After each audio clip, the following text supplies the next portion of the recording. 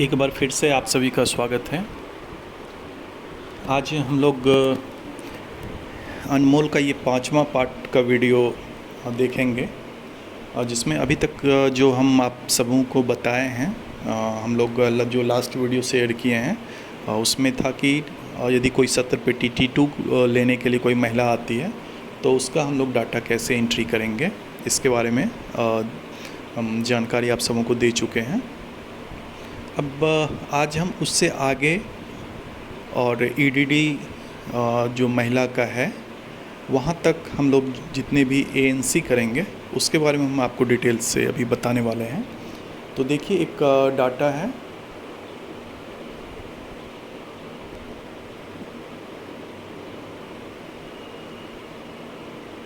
हम लोग गर्भवती महिला वाले मॉड्यूल में थे। रजिस्ट्रेशन आप जान रहे हैं करने के लिए, ANC भी आप कर चुके हैं, पहला और दूसरा। अब यहाँ पे एक डाटा है, देखिए, जैसे बसंती देवी का है, इसका 2 विज़िट यहाँ पे दिख रहा है, 2 विज़िट। तो अब हम इसका अगला ANC करते हैं। आखिरी भेंट का जो दिनांक है यहाँ पे देखिए लिखा हुआ है 6 अप्रैल 2022 को। हम इसको सब सेंटर पे या फिर विलेज में ही तीसरा ANC के लिए, या फिर यदि आप PMSA के अंदर PMSA जो प्रोग्राम होता है 9 तारीख को, यदि आप उसमें इसको बुला रहे हैं अपने सब सेंटर पे, तो सब सेंटर पे हम इसको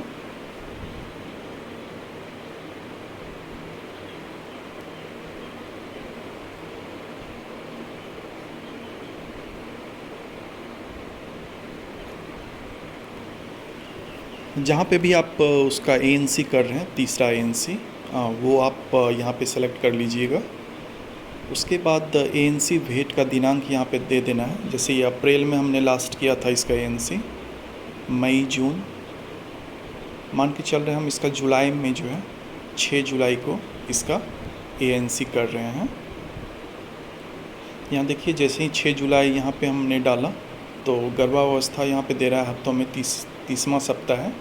ANC की अवधि यहाँ पे दे रहा है 3। गर्भवती महिला का वज़न आप अपने रजिस्टर से देख के डाल दीजिएगा। रक्तचाप जो है वो भी अपने रजिस्टर से देख के डाल दीजिएगा। हीमोग्लोबिन आपने जो भी जांच किया है वो सेम डाटा है जैसे आपने ANC में TT1 और TT2 का रजिस्ट्रेशन किया था, सेम है, कोई नया चीज़ इसमें नहीं है। IFA हम लोग यहाँ पे 60 दे देते हैं। यदि और डाटा आप दे सकते हैं यहाँ पे, आपके पास है तो आप दे दीजिए। क्या महिला का कोई खतरा वाले लक्षण है? नहीं, मृत्यु नहीं, प्रसव हो चुका है। तो अभी देखिए यहाँ पे EDD है 14 सितंबर 2022, तो अभी इसका प्रसव नहीं हुआ है। इसको सेव कर देंगे। सेव करने के बाद देखिए यहाँ पे तीसरा ANC इसका हो चुका है। अब हम लोग इसका चौथा ANC कर रहे हैं। चौथा ANC इसका हम कर रहे हैं EDD, जैसे इसका है 14 तारीख को, 14 सितंबर, तो हम इसको 13 सितंबर को बुला रहे हैं।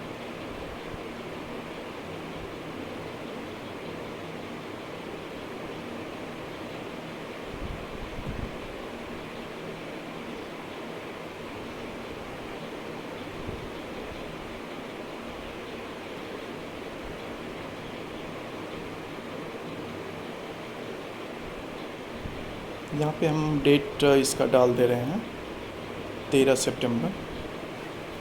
ठीक है, यहाँ तक कोई दिक्कत नहीं है, सेम वे में हम लोग चल रहे हैं। यहाँ पे इसका वज़न ऑब्वियसली है कि बढ़ेगा वज़न, तो यहाँ पे 120/80 देख लीजिएगा वज़न, वो रजिस्टर के अनुसार होगा। हीमोग्लोबिन जैसे 11 ग्राम है।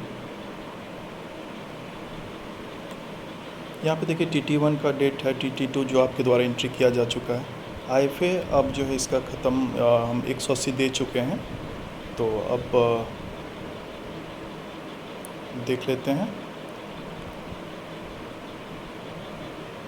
देखिए, यदि असामान्य कीजिएगा तो ये इस तरह का मैसेज आया है, ये आप पढ़ लीजिएगा। यदि सामान्य करेंगे तब कोई मैसेज नहीं देगा आपको। लक्षण नहीं है, खतरे वाले लक्षण, तो हम इसमें नहीं कर दिए। अब यहाँ पे दे रहा है कि एक जो नया है, क्या गर्भवती महिला का प्रसव हो चुका है। हाँ कर देंगे हम लोग इस पर, यदि उसका डिलीवरी हो रहा है तब। ठीक है, अब यहाँ पे हम लोग उसको सेव कर देंगे। देखिए सेव जैसे ही किए तो यहाँ पे पहले 4 डाटा दिख रहा था, और जो मेरा डाटा अभी जिस पे हम एंट्री कर रहे थे वो डाटा यहाँ से अब हट चुका है। तो रीज़न क्या है कि ANC वाला जो ये पार्ट था, ANC पीरियड उसका ख़त्म हो चुका है, उसका डिलीवरी हो चुका है।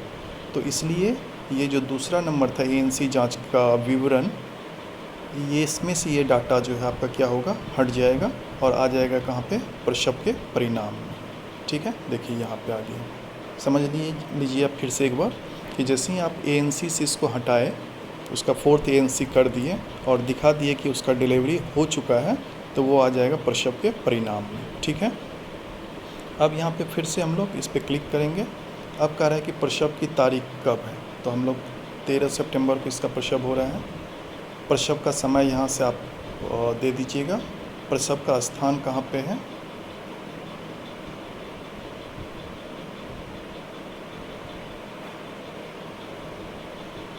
किसने किया, ANM। प्रसव का प्रकार साधारण हुआ है, यानी नॉर्मल डिलीवरी है, सिजेरियन है तो नॉर्मल हुआ है। जटिलता था नहीं। संस्थान से छुट्टी देने का दिनांक, तो जैसे 13 तारीख को हुआ है तो हम लोग उसको 14 तारीख को यहाँ से छुट्टी दे रहे हैं। छुट्टी देने का समय आप नोट कर दीजिए। डिलीवरी का परिणाम क्या है, मतलब जो प्रसव हुआ है उसका क्या परिणाम है।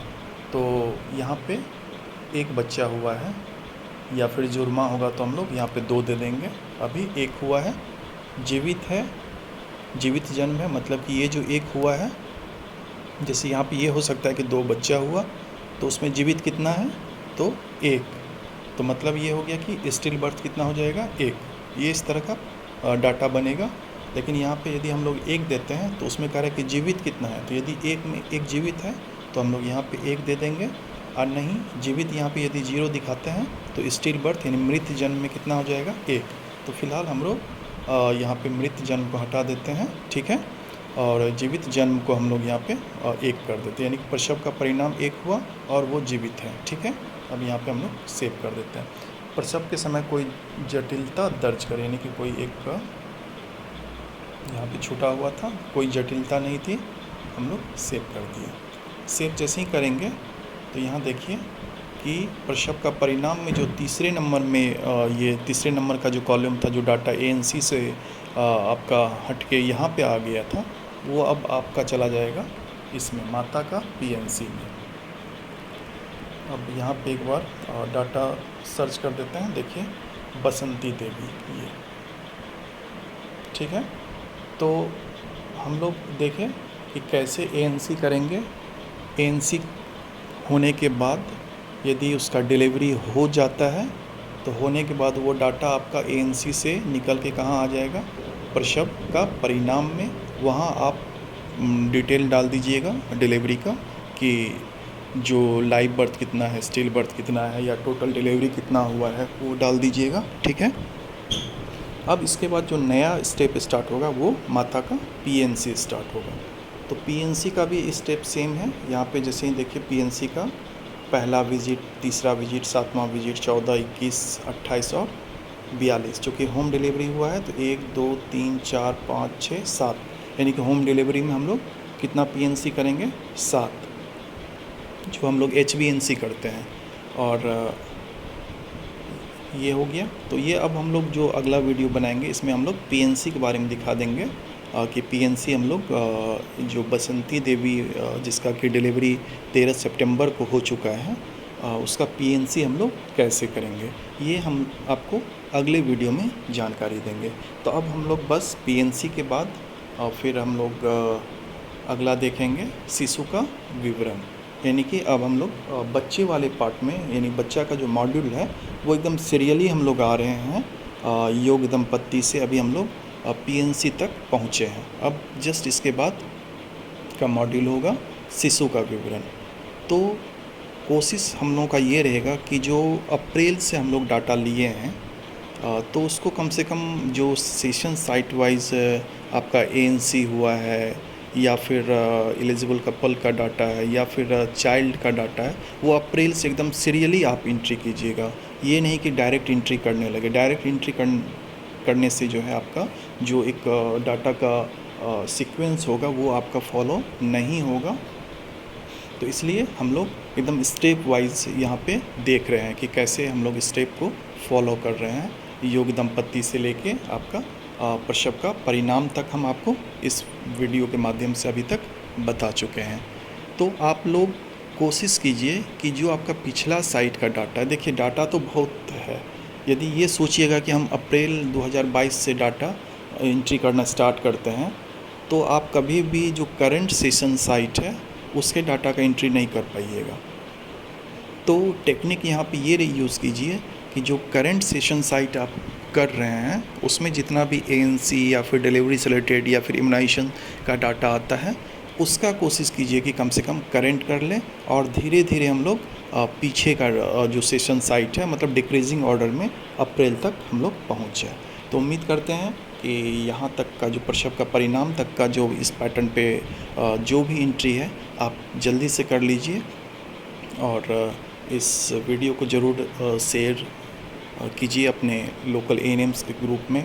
आप सभी इस वीडियो को, जो भी अनमोल का वीडियो मैं शेयर कर रहा हूँ, आप सभी अच्छे से देख रहे हैं। काफ़ी ज़्यादा सब्सक्राइबर भी मिला है, इसके लिए आप सबों का धन्यवाद। तो चलिए फिर चलते चलते फिर आप सबों से विनम्र निवेदन है कि आप मेरे इस चैनल को सब्सक्राइब ज़रूर कीजिएगा, और ताकि सबसे पहले आपको मेरा वीडियो आप तक पहुँच सके। धन्यवाद।